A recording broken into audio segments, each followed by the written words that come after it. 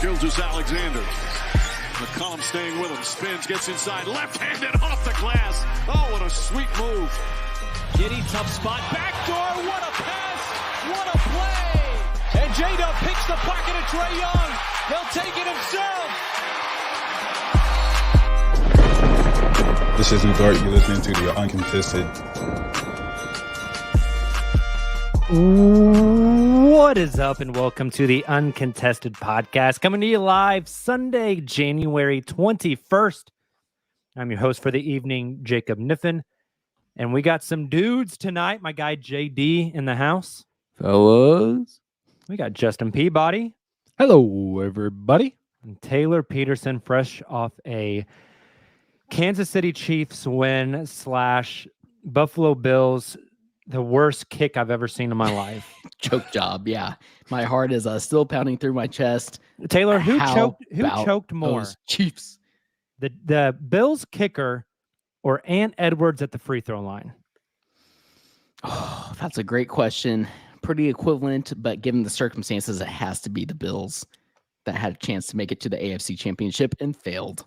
I'd probably agree. I don't want to be around anymore. I also would like to throw McCole Hardman up there, though. A anti-fan favorite of the Chiefs for fumbling in the end zone when they could have just ended it to begin with, or I completely forget who should have just fell on the ball when the Bills fumbled. But this is not a Chiefs podcast. We won't go. It is not a Chiefs podcast. It is an Oklahoma City Thunder basketball podcast.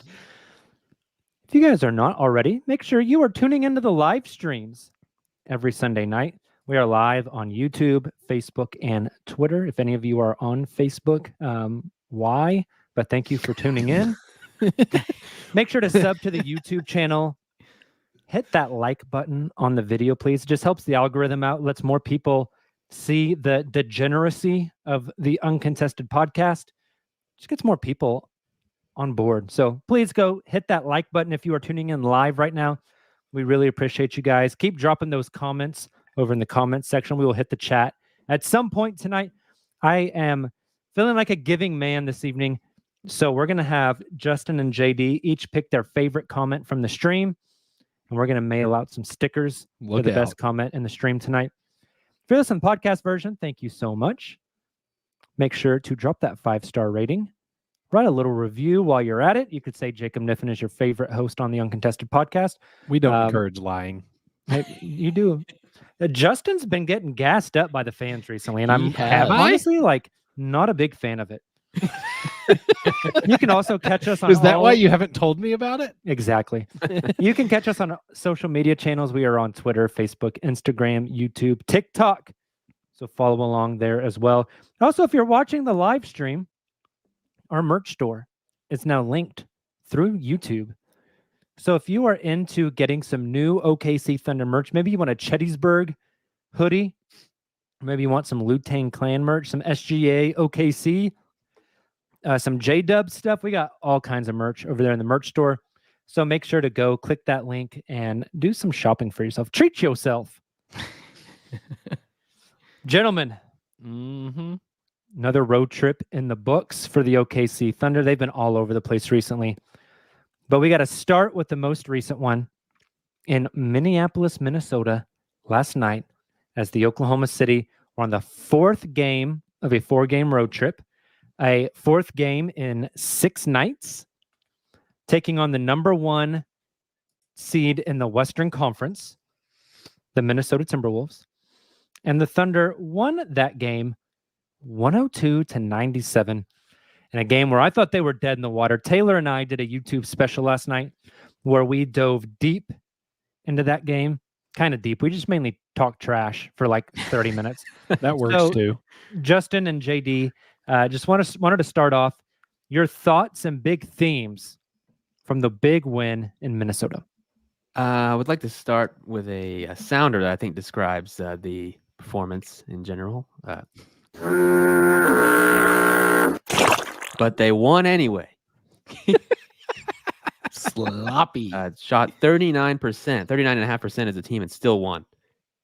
That's the big theme for me. Very, very impressive to get that done. Very gutsy at the end, by one team at least. Yeah. By one team, a little more than the other. I agree. That is the kind of like gritty playoff-esque win that is kind of nice to see from this young team. Like, you didn't shoot well. You didn't have a great night. The officiating was interesting. There was a lot of opportunities to lose this game, and they didn't. And that more so even than like the game that I covered, the Jazz game where they shot the lights out. That it's kind of fun to see that contrast.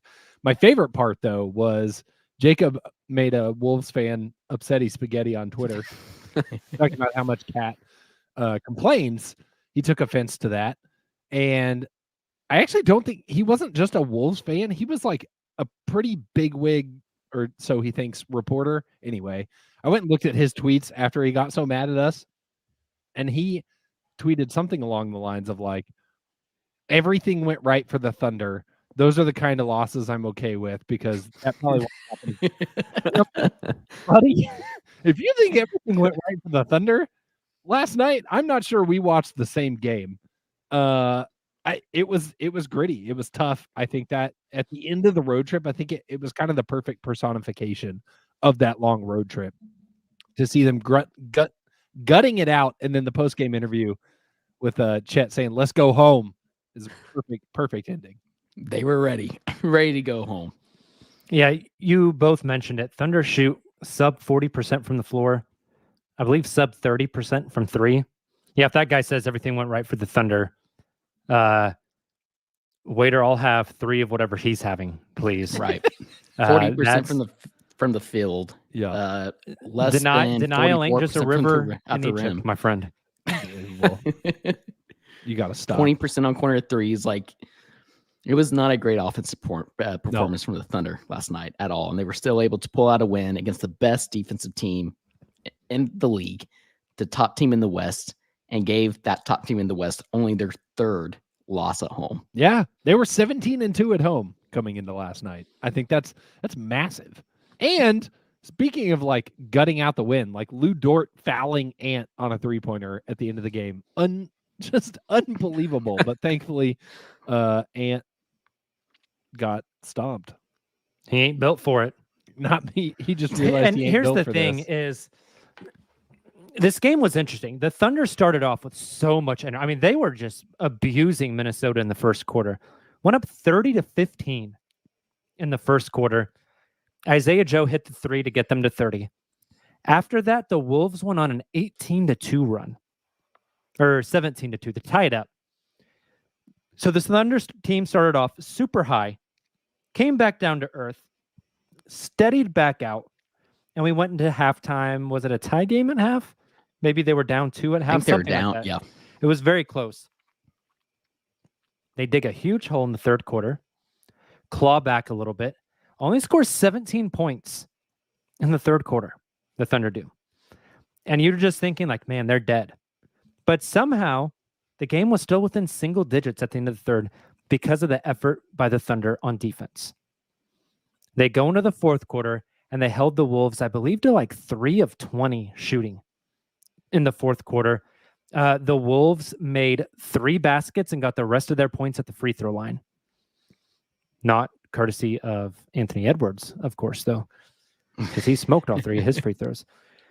And the reason the Thunder had a chance to go get this one was because of the defense. Just like flat out, bar none, it was the defense. They turned over the Wolves something like 24 times. Just a really, JD and Justin, Taylor and I talked about this on the show last night.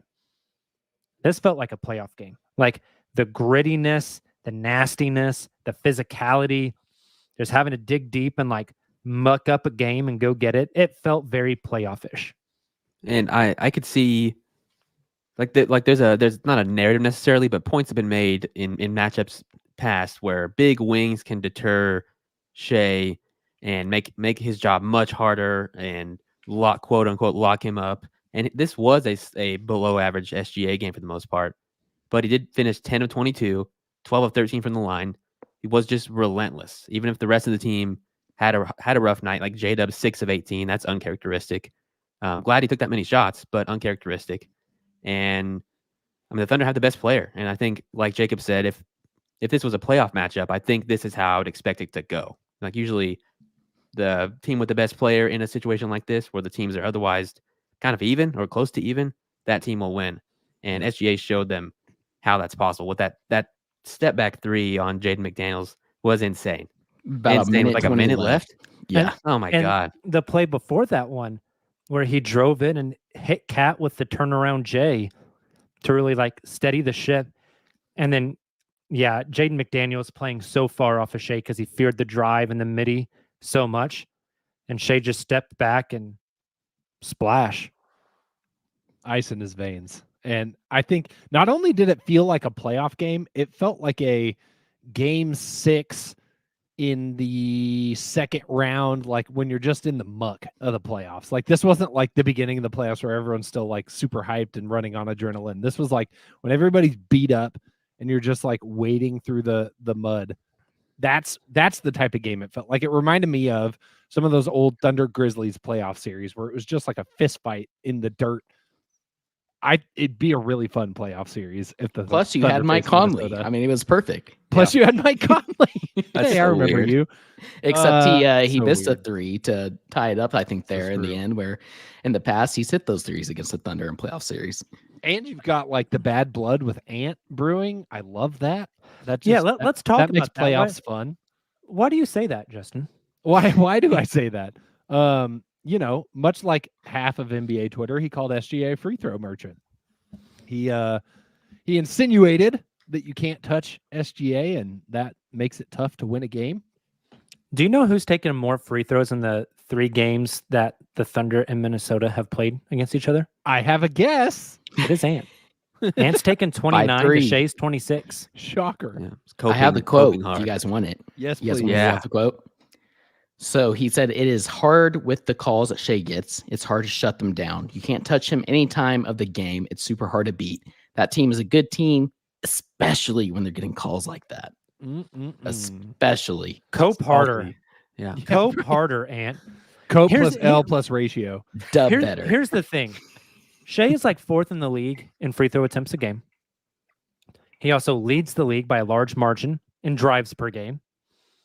He is shooting less free throws per game than he did last year. All of 3 of these things are facts. This last one isn't a fact. It's just an observation. Shai does get a good whistle. Yep. But watch Shai's whistle versus Trae Young's whistle. Trae Young is like driving and then stopping and jumping backwards into guys. Trae Young is like intentionally like, it's going to sound mean, but it's true. Like he is a foul merchant. He's Trey grifting, Man is like grifting out there hard. He's grifting out there. Yeah. Shai's fouls, he gets a ton of and ones because he's actively like fighting through contact to score, not specifically digging for fouls. And there's a difference there. And Ant can bitch about the free throws all he wants. Why don't you make your free throws before you say something, big guy? Agreed. Also, Shai averaging 33 points per game in the 3 games against the Timberwolves this season, which Seems again good. is the best team Busting and their ass. best defensive team in the NBA. That's insane. We got to talk about somebody else. Hey, you want to talk about Rudy Gobert's line, Jacob? That's what I want to talk about. As much as I hate Rudy Gobert, shout out to Rudy going 1 of 6 from the floor. If the ball is not put on a platter for him, he can do nothing with it. Like nothing. But he's so good defensively, Jacob. Is he? got- Though? Is he? He might win up Is more. he? I'm starting to get a he little really- fired up. He got sent to the Shadow Realm twice. Let him cook. Like he had to went up review for a one, didn't dunk and Chet just threw that shit back in his face. Yeah. It was awesome. What And a that conundrum second of one a they player. called a foul on wasn't even close to it. I mean, that was all ball right at Yep. the summit. It was dope.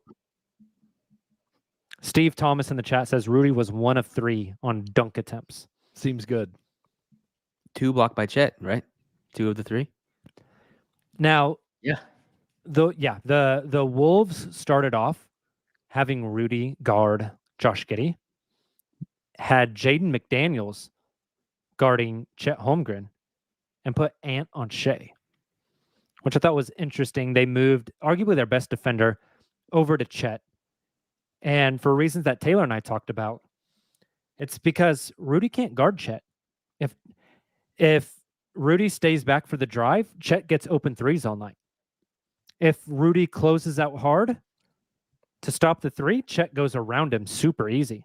So they had to put their best big wing to prevent Chet's pick and pop ability. And for at least the first quarter, the first stint, I thought Josh Giddey played great with Rudy Gobert covering him. The cutting, the passing, the aggressiveness on the glass. Like, I thought Josh had a really great start to the game. Maybe not a great finish, and that's why he didn't close the game. Mm-hmm. But I thought Josh, I thought that matchup, he took advantage of it early. He's been doing a really nice job of identifying the weak spots in the defense lately and taking what they give him, which I think we've talked about it, but that's the biggest difference from the beginning of the season, where it felt like he was trying to force things, whether or not it was there. He's doing a better job of, I think, recognizing those mismatches, recognizing the opportunities that are put in front of him. You have Rudy on you. Like, there are some opportunities that are going to be afforded to you if you're Josh Giddey. Now, one thing that Jacob and I mentioned last night, like, Josh had a fantastic first quarter, but after that, he really seemed to struggle, especially in the second half and in that third quarter. And then yet again, he does not close the game. He had 24 minutes, which is by far, I guess the second most or second less minutes from the starters would have been Chet and Dort with 33 minutes. He only had 2 more minutes than Isaiah Joe, who came off the bench. And it was just kind of like the perfect example, I think, of Josh Giddey's season all in one game. You get that incredibly aggressive, versatile first quarter that you all mentioned. And something Jacob and I mentioned last night was, that third quarter especially just really seemed to kind of regress back to some of the bad habits that we've seen from him, not being nearly as aggressive, struggling defensively on rotations, not hitting shots. He was 0 of 4 from 3, 2 of 8 from the field. Like, it was kind of the best and worst of Josh Giddey in one game. Yeah, it felt like you really needed Minnesota's, like, by a decent margin, the best defensive team in the NBA. And it's tough for a guy like Josh to play against that, because they will, as Mark has said before, change their defensive scheme and totally, like, put him on an island and ignore him. And he took the threes, but he was 0-4. We've seen him be a lot better than that recently. But tonight was a good example of what it could look like in the playoffs, maybe. Mm-hmm. And that's when they shift to a guy like Isaiah Joe, who, while only having 5 points, did have 5 assists and 5 rebounds, which is nice, because he is more than just a shooter, and he is at least a threat, and at least they have to respect him from a spacing standpoint if a guy like Josh, isn't really working. So JD, on that, you mentioned they closed with Isaiah Joe. That tends to be their go-to. If they're not closing with Josh, it's typically Joe that they're closing with. Isaiah Joe is 6'5". It's like 4 inches shorter than Giddey, and at least like 30 pounds lighter, right? You mentioned the 5-5-5 line from Joe, which is awesome, but the entire bench scored 15 points last night. So maybe taking a more zoomed out view from this Minnesota game and looking at the road trip as a whole, is there any worry about that moving forward? Like, bench struggles and the fact that you're going even smaller to close games. Don't get me wrong, Isaiah's been great. But what happens in the playoffs? Like, has anything recently shifted you guys one way or another on the trade front and, like, getting bench help, getting wing help? Or are you still all in on, doesn't matter, let's just take these guys into the playoffs and see who performs and what looks like what before we make a decision? Because if you can't play Josh to close playoff games and you have to downsize even smaller, I mean, it's kind of like playing boom or bust basketball, is it not? Yeah, I think you're definitely onto something there. The bench has been not as good. I think the first, like, quarter of the season, at least, the bench was heavily buoyed by, like, Cason Wallace shooting an insane percentage from 3, Isaiah shooting an insane percentage from 3, and then everything else after that on the bench was kind of gravy most nights. But now, with those guys not being extremely hot from 3 anymore, like Cason only had 13 minutes, didn't even take a 3, had 1 field goal attempt. Then you look at guys like Kenrich Williams, who hasn't been, in my eyes at least, as good as you would hope. Didn't score any points last night. Aaron Wiggins, we obviously like a lot, but he, from a volume standpoint, doesn't really do it. So yeah, it does make you think about, do you have to play Micić more night to night if the other guys are struggling? Do you have to? I don't know. There are questions for sure about the bench. So I look at these minutes distributions: 35 minutes for Dub, 33 for Chet, 33 for Dort, 37 for SGA, 24 for Giddey, 22 for Joe, and then the next player with the highest minutes off the bench was Cason Wallace with 12. Nobody else. Jay Will had 11. I mentioned that only because I think that is a very good snapshot, like kind of looking ahead towards what a potential playoff rotation would look like for Mark Daigneault with his current iteration of this Thunder team.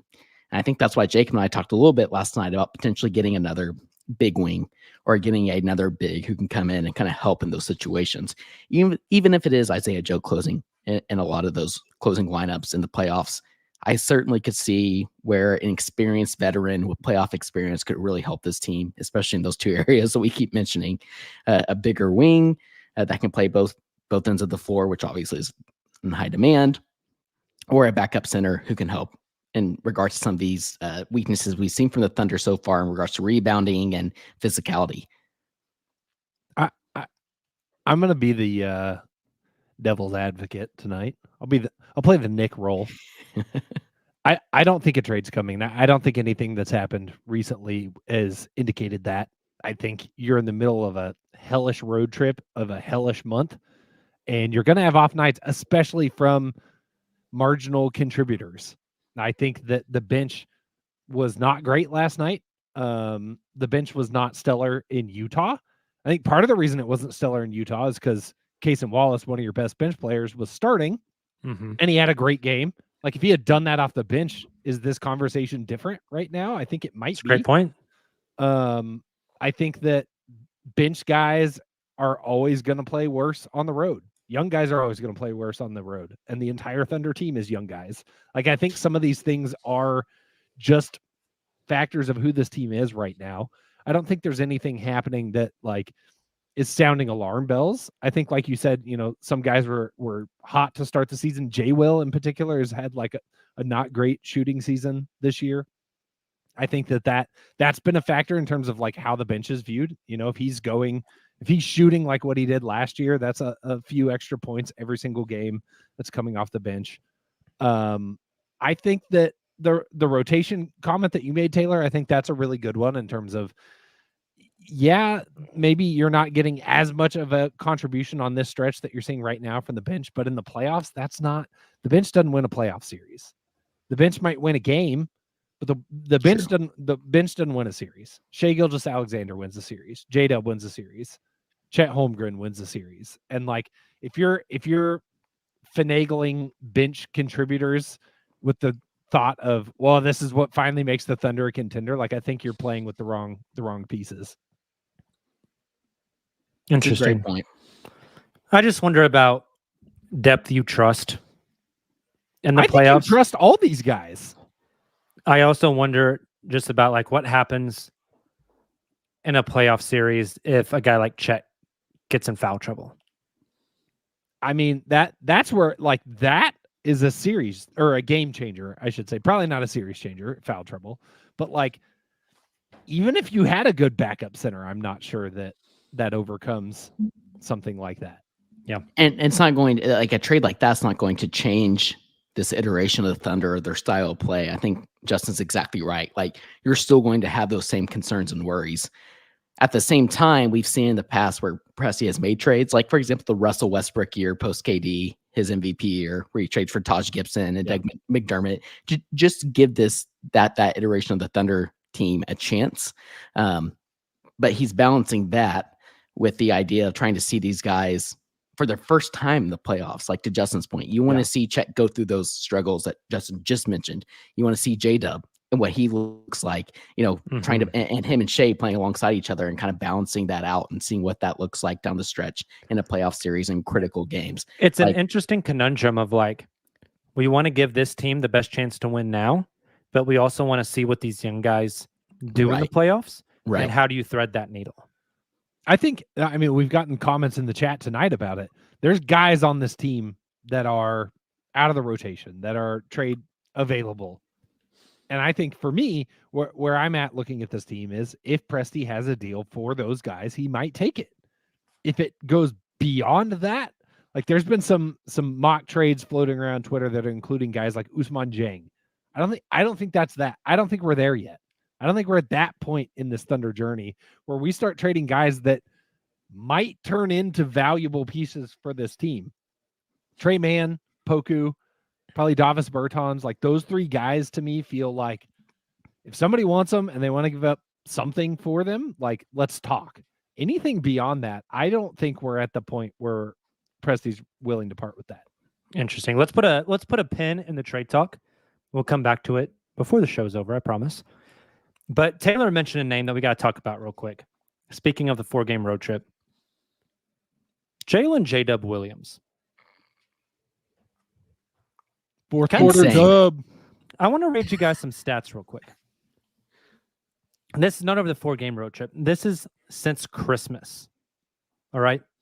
Since Christmas, J-Dub has played in 15 games. In those games, he's played 32 minutes. He is scoring 21 points, getting 4 rebounds, 5.5 assists, 1.5 steals, and nearly 1 block. He is a plus 10.5 average.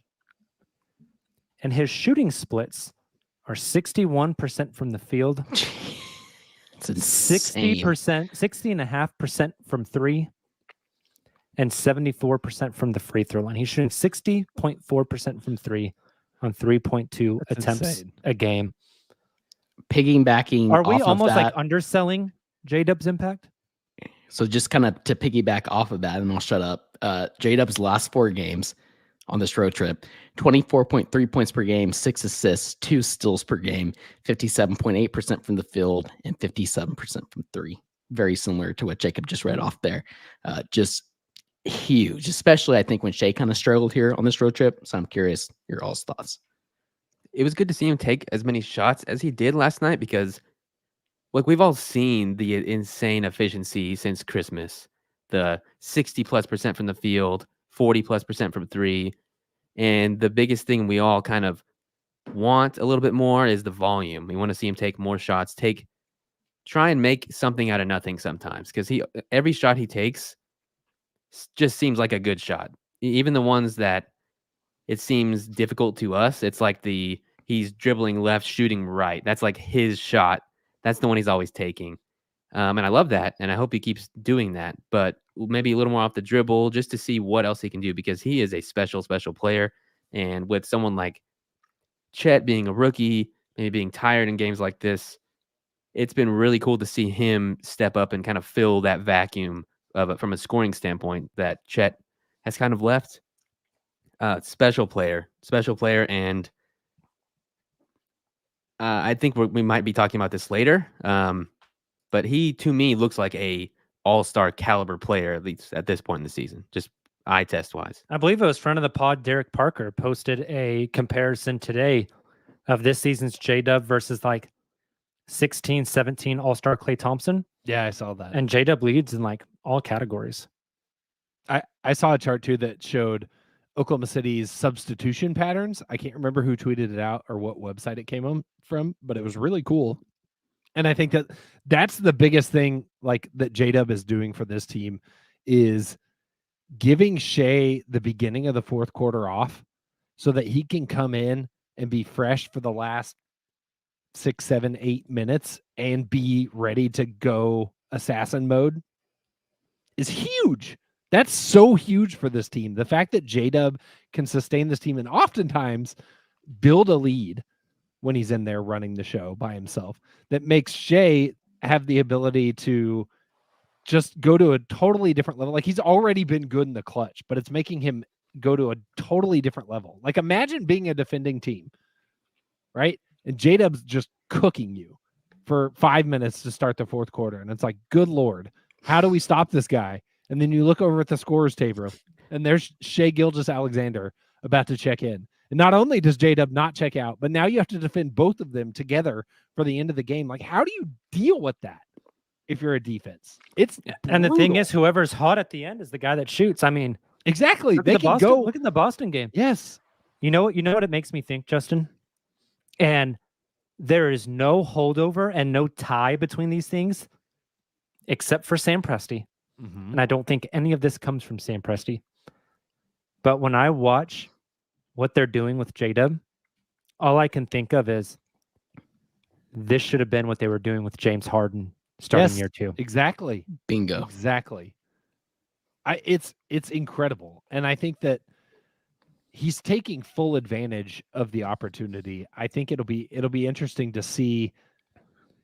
He's at the point, he's played so well since Christmas, like you said, like the 15 games, I think you said it was.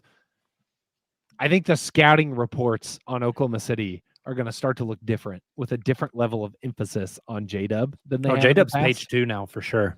Yeah. So I'm curious. I would anticipate in addition And you know what to the top of the scouting report says for Dub?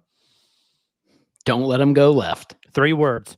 Don't go left. yeah, Because if he gets left, you are finished. you're done. Even when he's going right now. I mean, it's right now. Right. It's hard to it's hard to defend him even. I mean, it's incredible what he's doing. Justin, how many teams in the league would J-Dub be like the young budding star number 1 option on the team right now? Half. I'd say half. That's doing no like actual thought. That's just gut reaction. It Justin feels right. Justin called me out when he was doing his post-game podcast against the Jazz, but I mentioned it in our Slack. Like, I would argue he's doing it right now for this team in certain circumstances when Shai doesn't have it. I didn't call you out. There was a question in the chat, but yeah, like You didn't call you gave me props. There you go. yes. Let's name them real quick. Okay. Oh man. And I what don't is the like- exact criteria here? Here, I don't I'll like start that from the bottom. exercise as Who- well. Work our way up. The teams that you think J-Dub would be the number 1 guy on. Oh, okay. That's cool. You ready? I'm going to start at the bottom of the West. San Antonio. He is the number 1 right now. Currently, yes. Yep. Portland. Absolutely. Yes. Yes. Memphis. Yes. No. With jaw With hurt. the injuries, I guess. Yeah. Even with I would say second behind Jaw. Yeah. Okay, we got 2 so far. Golden State. No. No. Rockets. That's tough. I don't know. I think it's a yes. I think I say yes as well. Lakers. No. No. Jazz. Yes. Yes. Yes. Or Suns. Laurie. No. Kings. Maybe. I think it. No, I'm gonna say a no there. If we went, Okay. no, I would with, probably go no as well. Okay, fine. He'd be like Mavs? 2.0, like he is. No. kind of here. Mavs. No. Mavs, no, Pelicans. No. no. No. Probably. I not. want to say yes, but no. No. Okay, But fine. there's- It's not 15. Well, I think it's a good exercise though. Nuggets, Thunder, Wolves. No. No. Pistons, Yes. Yes. Wizards, Yes. Yes. Yes. Hornets, Yes. Yes. Raptors. Yes. I think I'm saying yes. I He's think he's the go-to scorer, but I think you'd have the argument that like who's more impactful, Scotty or Dub? You know, I think it's Dub. On call the that a Raptors. push. Dude, Next. that'd be a fun team though. Yeah. Oh my would. gosh, that'd be a fun team. Brooklyn Nets, Yes, Yeah. I'm Not a putting him question. over Yeah, Mikel. probably so. Atlanta Hawks. Depends how you feel about Trae Young, but I'm going yes. Okay. Very similar to the Raptors I The hate him. Bulls. So yes. in a different way. The Bulls, yes. Although I don't think he would have. I mean, again, it all comes down to opportunity, right? Like he probably doesn't have the opportunity there, but this iteration of Dub, yes. Orlando, we can say no. Mm-hmm. Miami, No. No. no for Indiana because it's probably Tyrese's team. Right. The Knicks, No. No. Brunson's the. Again, still it think all Brunson? comes down to like situation there. the top 3 in the East: Celtics, Bucks, No. Sixers. No. The interesting one. Shout out John Hollinger. The Cleveland Cavaliers. It's interesting. I'm saying no because of the situation. I'm saying yeah, probably no. I'm Yeah, saying, Saying yeah, probably no. That's not confusing at all. You heard correctly. I think the Cavs is close, dude. I agree. Like if Donovan I'm Mitchell? the It Cavs is. and I just drop J-Dub on that team, I might be looking at age, upside, contract, all that, and say it's Dub's team. We're handing the keys to him. I think all of them are close. The Knicks you mentioned, I gosh. think it's close. I think the Heat are super close. Like you went through a bunch of teams there. I think it's extremely close. But again, it all comes down to opportunity and situation. Moral of the story is he's really effing good, Real good. and he could run his own team. Contract aside, would the Celtics trade Jaylen Brown for J-Dub right now? Ooh. Like if you could just I think they swap want them. the experience for the playoff run, Yeah. but I've started to worry, is he going to want his own team? I don't think you have to worry. He's having a good time. He's enjoying does seem this. to be. Harden was having a good Vibes time. are good. No boy. Was he? Nah, He was nah. having a good time off the court, which is why Yeah, I'm gonna trade Harden's him. a different. Hey, If different type of- J-Dub, if the Thunder make the finals and J-Dub completely disappears, then we can start to have that conversation. The Thunder need to get some insurance, some J-Dub insurance. Do you know what your J-Dub insurance policy is?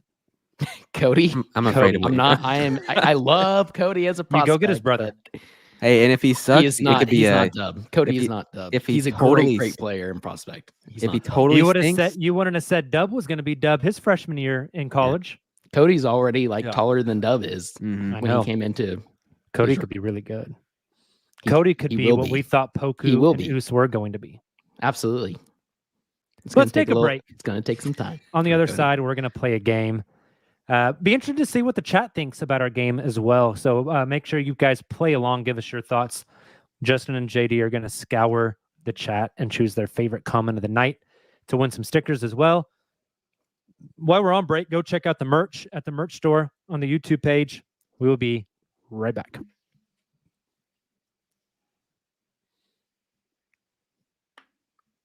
All right, we are back. We are getting called homers in the chat. Thank you very much. Love it. Salute. I had to More. push back on it. More. We are the degenerates, so let us be. Gentlemen, it's time for an uncontested classic.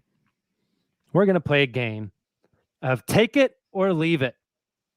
If you are new to the podcast, it's the easiest game in the world. I give a statement to one of these guys, and they tell me if they are taking it, meaning they believe it will happen, or if they are leaving it, meaning they don't think it will happen.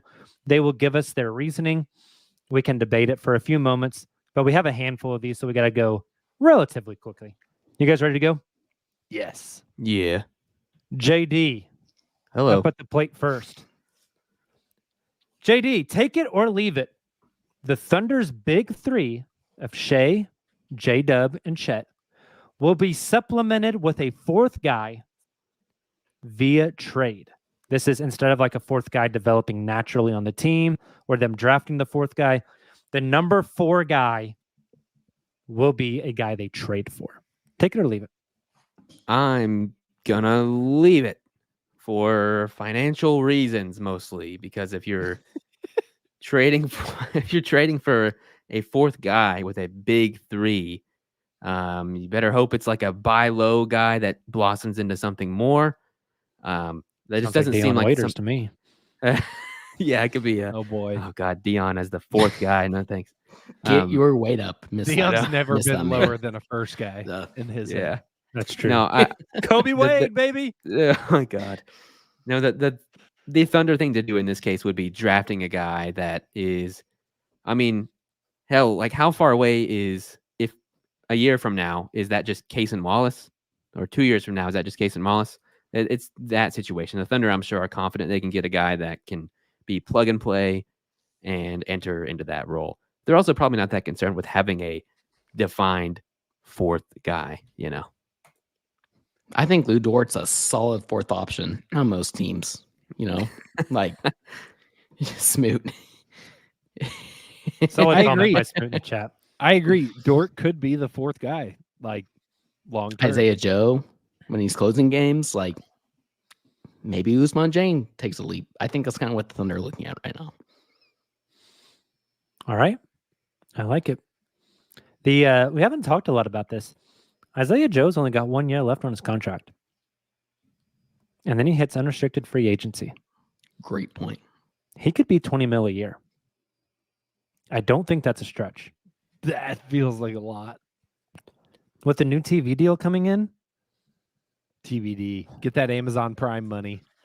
I think he could make 20 mil. I wonder. I talked to somebody who knows the cap very, very well. They're going to go into this summer, I think, with a little bit of cap space.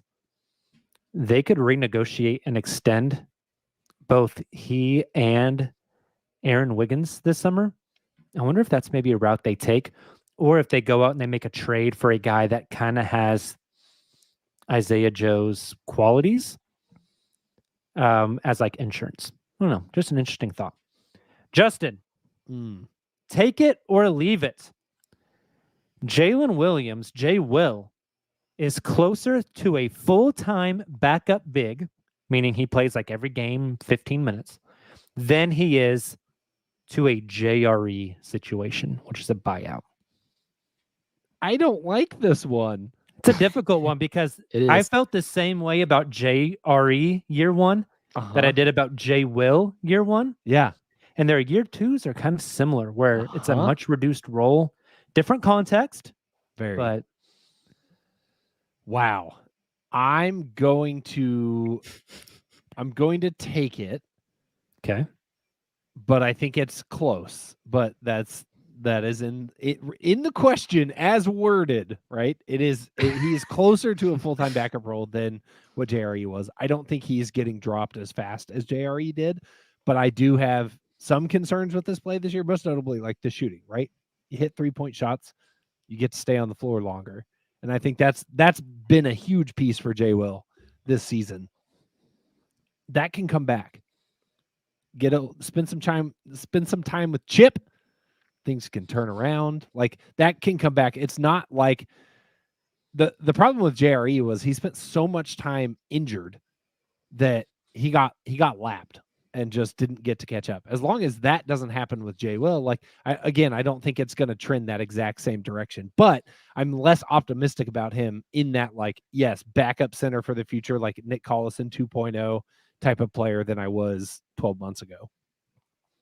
So I pulled up the head-to-head stats comparison here on B-Ball Reference. J-Will shooting 38.5% from three to Jeremiah's 34.9. It doesn't seem like a huge deal, but I think it is. Trying to find those 3-point attempts. It's about the same, close to in between 2 and 3. Points, I mean, JRE averaged more points to J-Will's 4.9. Rebounds are about the same. I mean, it's a really tough comparison. I think to Justin's point, it's almost like JRE kind of got the bad end of the stick there. I think if JRE doesn't get hurt, that whole thing plays out differently. True. Again, context is so much different.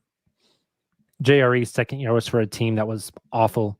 J-Will's second year is, let's be honest, a team that has Western Conference Finals and NBA Finals aspirations. With Chet in front of him. Yeah. One guy didn't have anything in front of him except Moses Brown. One guy has Chet Holmgren. A good play of Moses Brown. Taylor, you're up. Take it or leave it. Vasilije Micić is an expendable player who could get traded this year. This kind of ties back to Justin earlier saying like Bertans, Trey Mann, Poku, and that's really it you trade from this team. If it's for a clear roster upgrade, like is Vasa an expendable piece? Yeah, this is another really tough one, but I'm actually going to take it here. I think he's absolutely an expendable piece, especially when you take into consideration there's been reported interest from other teams at the draft and elsewhere that are interested in Micić. And I think him playing as well as he has off the bench for the Thunder, really here the month of January, even before that into December, kind of finding his role, adjusting to the pace of play like we talked a lot about last night, Jacob. I think Micić is absolutely an expendable piece that you could trade for, like you mentioned, you package him with Bertans' contract, a pick, whatever it may be. Maybe that's how you get that piece that we were talking about here earlier in the podcast. I can help off the bench, some experience, some playoff experience, whether it's a wing or backup big. Sounds like Cam Johnson to me. I might take more than one Make it pick, happen. but You other two have any thoughts on that? Micić is such a weird one for me. I think that I'd be surprised if he gets traded just because of context is key. Like you said, Jacob, like because of how and when he came over, it doesn't seem like the decision was made of like, all right, time to finally shop that 30-year-old rookie that everybody is drooling over. With braces. Braces don't have anything to do with his play, Silva. It's the vibes. I mean, he's going to have a great smile here in a couple of months. So, Yeah, I mean, maybe, to Silla's yeah. point, He will. trade value. He'll look great. The big Micić has been playing well. Do you guys think he plays playoff minutes? Yes. I think he Oh, will. wow. I say absolutely not. Really. I kind of do. Kinda do. Interesting. It'll be, all right. it'll be spot minutes, but I think he We will gets a little see. bit of burn. We will see. Back to JD. Hello. JD, take it or leave it. Come February 1st, the Oklahoma City Thunder will be sitting in first place in the West. Before you answer, some context. The Thunder are one game out of first. They are essentially tied for second place with the Denver Nuggets. The Clippers are 1.5 games behind OKC. And then you get down to the 5th seeded Pelicans, who are 4.5 games behind. So that one doesn't feel like applicable here. But Denver, OKC are 1 game behind Minnesota. The Clippers are 2.5 games behind Minnesota. The Thunder's remaining January schedule before that February 1st date. Home against the Blazers, at the Spurs, at the Pelicans, at the Pistons, versus the Timberwolves, versus the Nuggets. Those last 2 are at home. So take it or leave it. February 1, the Thunder are in first place in the West. Oh, man. Okay. I'm going to take it. I think I'm going to take it, actually. Because I think if it is going to happen, I do not think they're going to end the season being first. I do think they'll get to first at some point. And having games against the Blazers, Spurs, Pistons, pretty nice. And you get to play the Timberwolves again, who are probably going to be steaming mad after losing 2 in a row, one of them being a blowout, but it doesn't matter. The Thunder have been playing pretty well against them. I think, yes, there's a good chance. Wow. There's a good chance for sure. I don't know that I'm ready to go there. I would have to look at, honestly, I'd have to look at the Timberwolves schedule more closely to feel confident in taking that. Because I think, ask and you shall receive. funny you should ask. Because that's the thing, right? The Timberwolves just keep winning. Ruh-roh. You ready for this? Yes. Timberwolves versus the Hornets, at the Wizards, at the Nets, at the Spurs, versus the Thunder, versus the Mavericks. Leave it. Not happening. That's 0%. That's how I feel. It feels like Shai's career high of 44 points, I believe it is, where he continues to tie it, gets so close, but just cannot quite surpass it. Yep. Wolves I'm keep with Justin. winning. I didn't know they were playing against the Doo-Doo Boys. Doo-doo boys. Doo-doo boys. What? Oh my gosh. What's the date cutoff for All-Star coach? Like first team in the conference? Great question. I have no idea. I don't know. Could you imagine Mark No. coaching the All-Stars? No, I can't.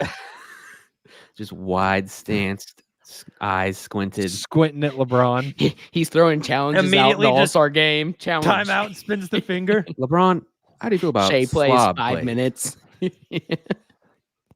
Incredible. Justin, you are up. This may be a bad question for Justin because he's already kind of spilled the beans here. Oh. Take it or leave it. OKC trades for a player this trade deadline that will play 10 plus minutes a night. 10's not crazy. I'm going to leave it. Like you mentioned, I may have spilled my beans a little. Pick him up. For some reason, the use of the 49-43, JD. Mark it down. 49-43. use of the word "my" in that expression is vastly different than Spill the. B. That's right. Spilling the beans. Justin spilled his beans. So different than Damn, girl, you about spilling to your make me own spill the bean. Spill my beans. Lord have mercy, I'm about to bust. not to be confused with flicking it. Anyway, the point of this question I don't think the Thunder are making that flashy trade. That it would have to be a perfect storm scenario. A disgruntled superstar that wants out, and the Thunder feel he aligns in timeline and trajectory, and it's a perfect fit. Like they picked up Paul George, or even like they got Carmelo Anthony, where it was like just a situation where it fell into their lap. Or one of those end of the bench guys, Trey, Poku, possibly Bertans. Somebody wants them. Somebody's willing to give up something intriguing and a pick in order to take one of those guys. That helps. Beyond that, I don't think anybody stop laughing. I don't think anybody it's bad. The private chat's needle. going off. The public chat's going Silva marked it by 49-43. Beans spilled. That's I just can't. I don't think there's anyone out there that's moving the needle for this team enough to command significant minutes away from the guys who are already getting those minutes and seen. I would agree with that. Interesting. What are you thinking, Jacob? Seems like you're I think maybe. there's Seems like you disagree. I think there's a chance that Thunder trade for a guy who would be like the 7th or 8th best player on this team. Sure, So like you fine. have the starting 5. You have like Isaiah, Joe, maybe Case and Wallace, but the rookie inconsistency, growing pains. Maybe you trade for a guy that would be like between like 6th and 8th in like best player on the team at this moment. Like what if they did do the Bertans, Trey Mann in a couple of seconds for like Gordon Hayward? I think Fair. Gordon would come You in get here and more play than 10 to 10. 15 Yeah. a night. Yep. That's a Ooh, good point. I just thought of something insane. So the Chris Haynes tweeted that the Bucks were interested in Bucks. the Bucks. Said it. The tweeted that the Bucks were interested in. DeJounte Murray? Sorry. Yes, thank you, God. They would have to trade Bobby Portis in that. If they're open to trading Bobby Portis, would you like old crazy Bobby on this team? I would absolutely take Bobby Portis. That'd be awesome. That might be the first name that's been floated that gets me excited. That's We just need to play against a European in the playoffs. He'll punch the Yes. shit out of him. Yes. That's what you need against the That Luka. would be- Jokic killer. That would Luka's be our right there. perk. That would be our perk trade. Like that is Yeah. the enforcer. You can't go wrong with Bobby. Did I just? Smoot just That's it. blew my mind in the chat. If they trade for Bobby Portis, we are making Bobby Hill shirts. ASAP. Dang it, Bobby. Dang it, Bobby. Dang it, Bobby. That's great. Whoa. I do love that though, Silva. That's a fan. That yeah, I would 110% be in on that. And I would hope that he'd be playing more than 10 minutes off the bench for this Thunder team. I don't know That's who an it would be. interesting one, Ken- JD. Kenrich? Would you send Kenrich away in that one? Probably. No. I wouldn't. The Thunder are No. probably trading a pick in that situation. Yeah. Would Bobby take some of Kenrich's minutes? Probably. Yes. Probably. He's good. Yes. Can you play Bobby and Chet together? Hell yeah, you can. Yeah. Yeah. seen him with Giannis. Oh my gosh. We have our first Poku equals Giannis comparison of the night. Taylor, you're up. Take it or leave it. J-Dub will average 23 points per game for the remainder of the season. Yeah, I'm prepared for this one. While Justin was spilling his beans, I was looking up the last 10 Damn it, for Justin. J-Dub. 21.5 points per game on 14 field goal attempts. I mean, 8.7 field goal makes to that 14.1. Sorry, 61% from the floor. It's way easier to understand. Just absolutely told there would be absurd no math. efficiency. Yeah, a little too much math here. That being said, for Dub to somehow up that right now, I think would just be absolutely asinine. And I'm higher on J-Dub than anybody. But just given the iteration of this Thunder team, the way he's playing so well within the flow of the offense, when he's taken over in those fourth quarters, when he's taken over in the second quarter, when it's like he's running those bench units without Shai, it's not just his shot making, it's his play making and making the right play, the right read almost every single time. For those reasons, wrapped up into one, like I do not see how he would be scoring another, 3 points per game on average. That seems like a lot. So for all those reasons, I think I'm leaving it. That doesn't mean Dub's not going to continue to do what he's been doing over this recent stretch. I'm leaving it. Give me Dub at 23 a game. Too good. The trajectory is just pointing that direction for me. Right. And I know growth isn't linear. I don't give a shit. He's good. He's going to continue to get better. Last take it or leave it is for all three of you. Take it or leave it. OKC will have 4 or more players representing the team at All-Star Weekend in Indiana. Oh, man. 4 or more. 4 seems or like a more. lot. Woo. Leaving it. That's a lot. I'm leaving it. 4 feels feisty. Shai's on the All-Star team. Right. They'll get Chet- one of Chet- Dub or Chet. Chet and Dub are undoubtedly at Rising Stars. Yep. Oh, I forgot about Rising So Stars. that's like you're either arguing Kaysen makes Rising Star or Isaiah Joe makes 3-point team. 3-point like no to shootout. both.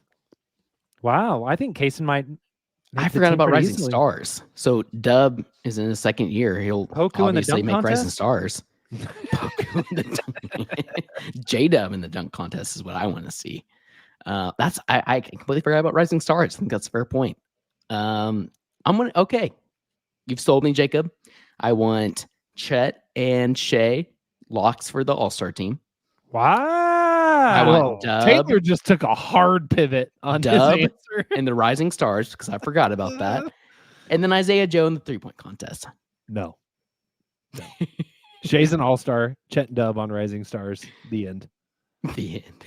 Yeah, I'm leaving it. It's 3. I could see Dub sitting out Rising Stars. He'll make an appearance. Maybe the better question is selected to participate in All-Star Weekend. There you go. Because Dub's going to get selected. Yeah, that's fair. No, I'm sticking with 3. Isaiah Joe should have been in last year. And if Joe didn't get in last year, he ain't getting in this year. That's a good argument. 3-point contest is broken, and they pick names over actual shooters. I think the better argument is Kaysen in Rising Stars. Kaysen's been a top 10 rookie. He's been That's a good. good point. I'd just be surprised to see 3 Thunder players. I'd have to look back. Well, next year they're going to have 3 Thunder players on the All-Star game. Starting for Is the that one All-Star hot? game, mind you. Like, I don't feel like that's hot. No, It's a little hot. It's pretty They're hot. going to be a No, top 2 it's pretty seed hot. in the West next year. Like, I'm with it's Jacob here. I'm Oklahoma drinking the City. Kool-Aid. Is the issue. They've never had 3 ever. Never had Silva, 3. to your point, have they like really not? Never. That's Do you- hot. to really your hot. point, Silva, like, or I guess against your point, they're going to have a lot more nationally televised games. This is true. They're the NBA sweethearts right now. They're going to Yep. get those nationally televised games next season, and if they continue to perform to expectations, which is another conversation we'll have in the off season, I could see it, Jacob. I'm with you. I'll drink Hey, the Kool-Aid. I We Nick have here to balance out Justin and kind of on topic, kind of Silva off topic. and I got a question for you guys. 2 years ago, Josh Giddey won like every Rookie of the Month contest there was.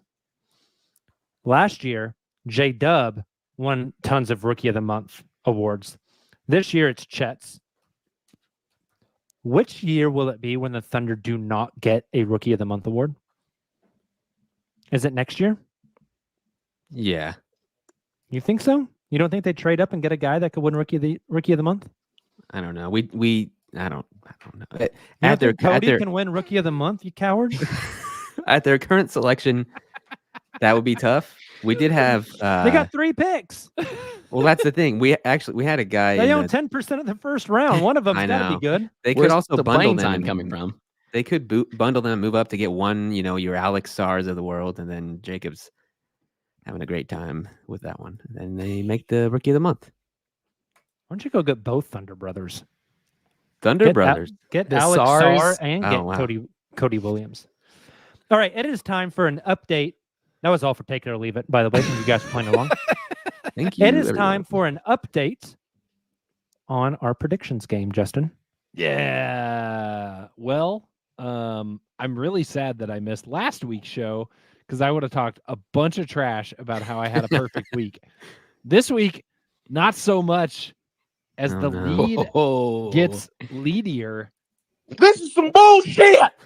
Taylor and Nick both extend their lead over the field in the prediction standings this week because they were the only 2 to get their Moneyball predictions right last week. I think Jacob and me both said the Lakers Thanks a lot.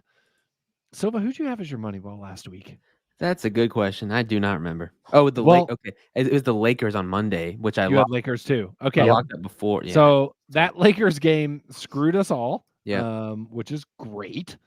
And that's the story. That was all she wrote last week. Nick's money ball was a loss against the Clippers. That's just wrong. That's cowardly, Nick. I think that's the second time he's done it this season too. I think I've done too. it a handful of times. That's why we are leading smart you thing all. to do. It's the smart thing to do, really. Uh-huh. All right, it is time to predict this week. Thunder got another 4 games on deck, boys.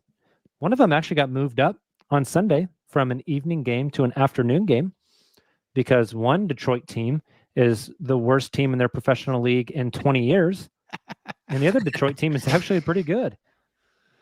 First one we got, Tuesday night, the Blazers come back to the scene of the crime, to their own murder, to play the Thunder again Tuesday night. JD, what do you got Tuesday in the Paycom Center? Moneyball W. Justin?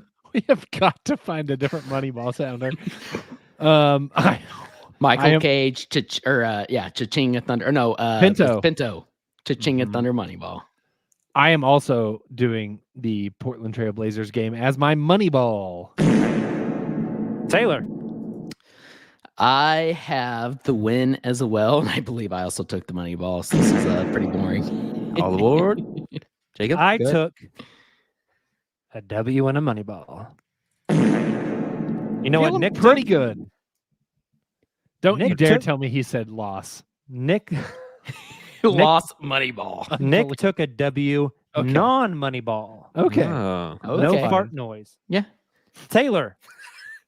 Wednesday, we got a Sega Baba Hello. down in San Antonio against the Spurs and one Victor Wembanyama. Taylor, what do you got Wednesday night? Tweeted this out, but the Thunder are getting absolutely screwed this season on their nationally televised games. 2 straight Sega Babas for nationally televised games. However, the way this team is playing, they should win both on the Sega Baba. I'm going with another W against Victor Wembanyama and the Spurs. Justin. Agreed. Give me the W. National TV is going to get to see why Chet is the Rookie of the Year and not Wemby. I also went with a W. JD. Sega Baba Wembanyama W. One say those two Nicholas things. Crane also went with a W. Didn't lock it in, though. Friday night, the first Friday over-the-air broadcast for the Oklahoma City Thunder, which is really cool. They will take on a large man down in New Orleans, Trey Murphy. Trey Murphy. I think Zion might weigh as much as Chet plus Poku. Chet plus Wemby. Thunder take on the New Orleans Pelicans. Justin, what happens in the Big Easy?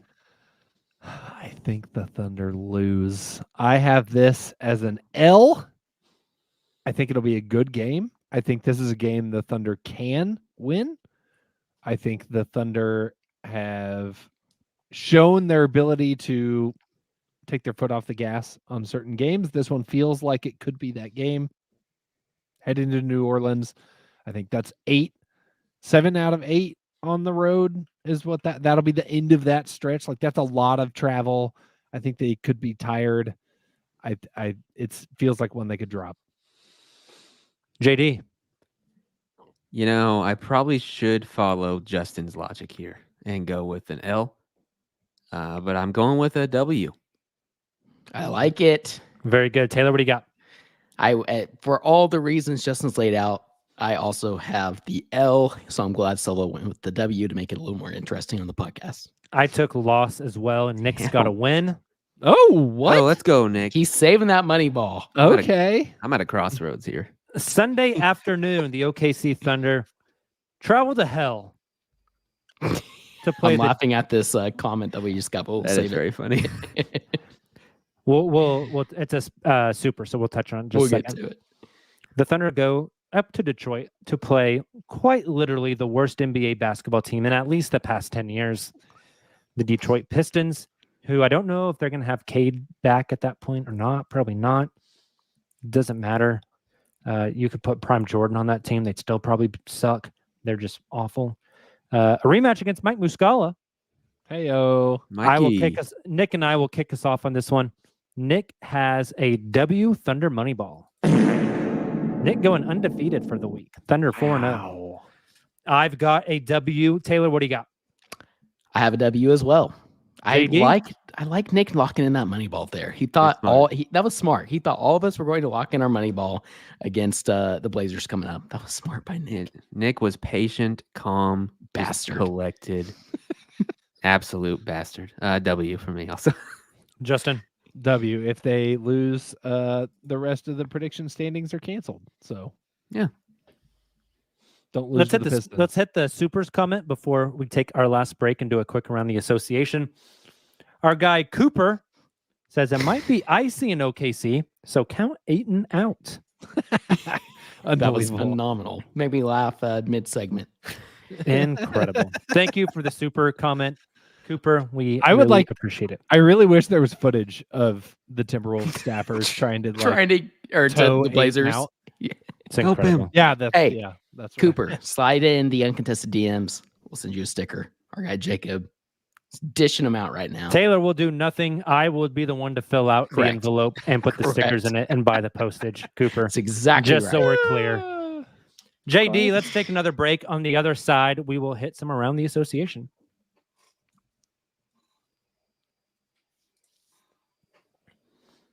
And we are back. Let's take a trip around the league, JD. I don't even know where you're sitting at.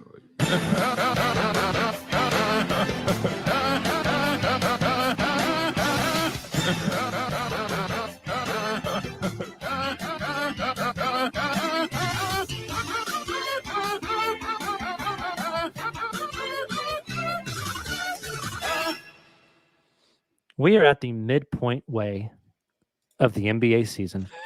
The midway point? The midpoint way. Damn it, I spilled my beans. It's hard to believe we're halfway through. That sucks.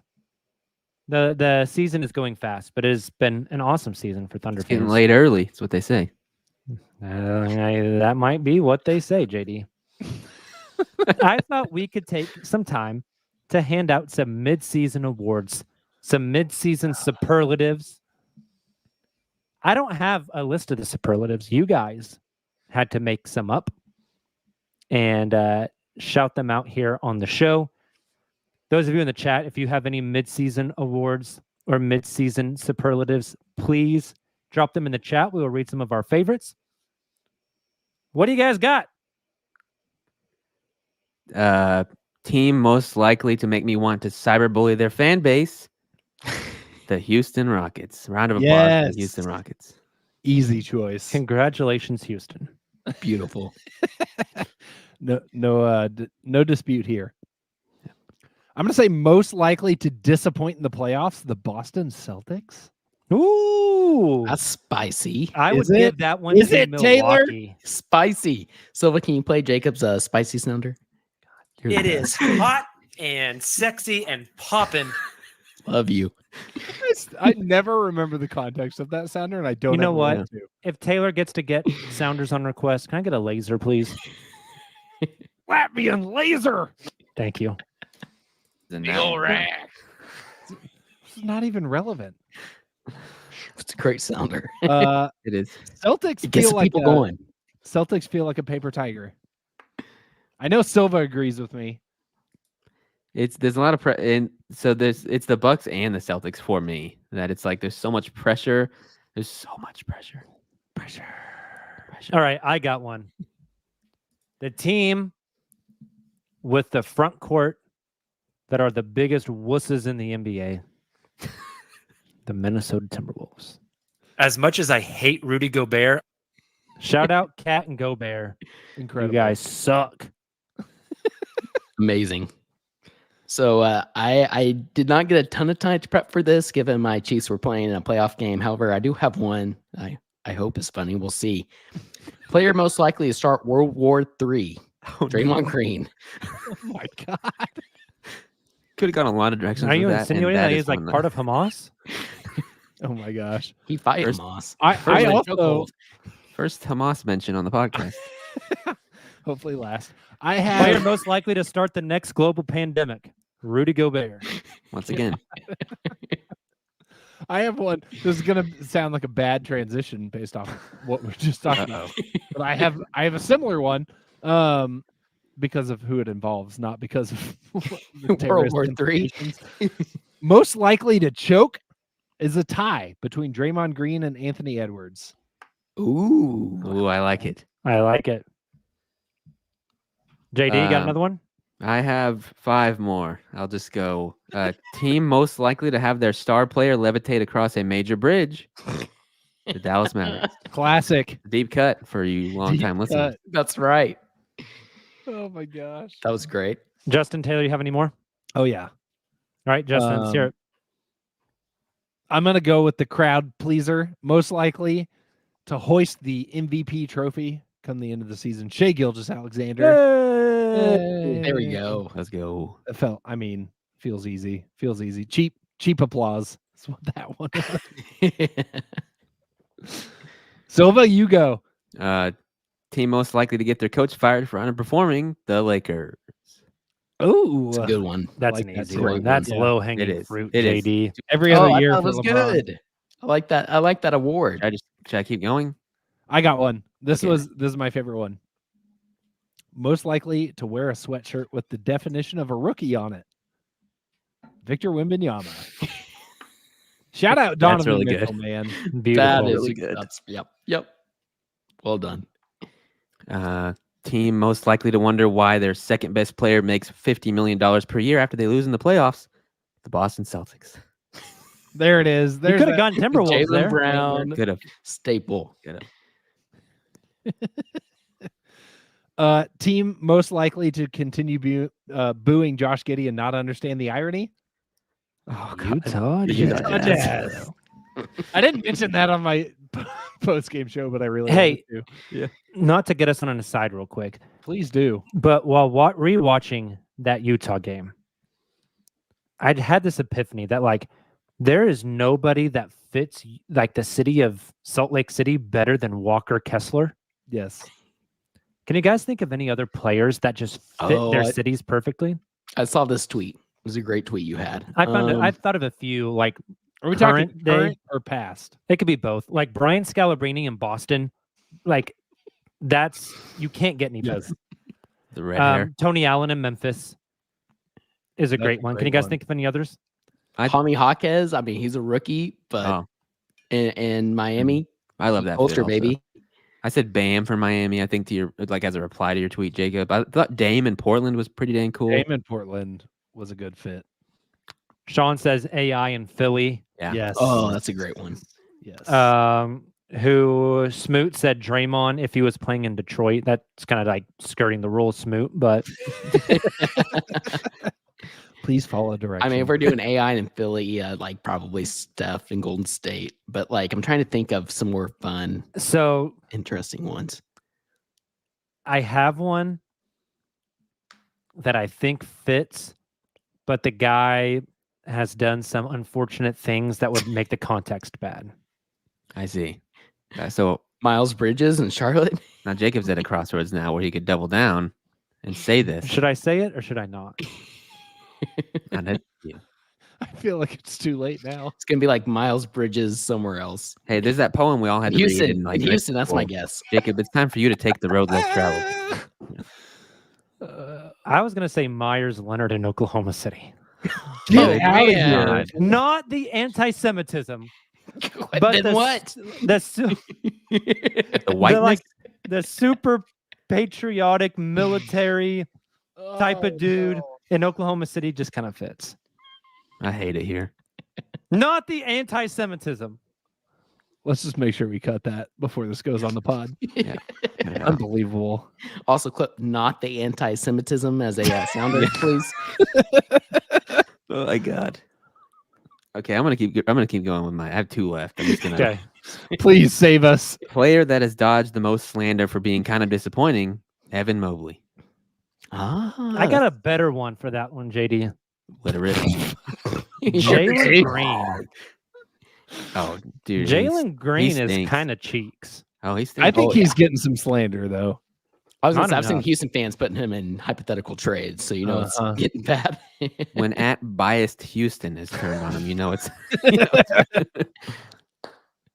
Last one, I'll just rattle it off. Team most likely to have multiple players only meetings because they hired the wrong coach. The Milwaukee Bucks. It's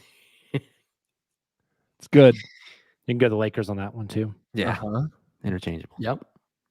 Beautiful. We're at an hour 15. We are. I thought that was a sounder. I did too. I also. We don't need Silva. I can handle this. Yeah, we've touched on a lot of Acapella. mature topics tonight. Yeah. Can I get one more random sounder before we play the outro music? Yeah, let me find one that's Give us a deep cut. Yeah, let's look for a deep cut here. We got.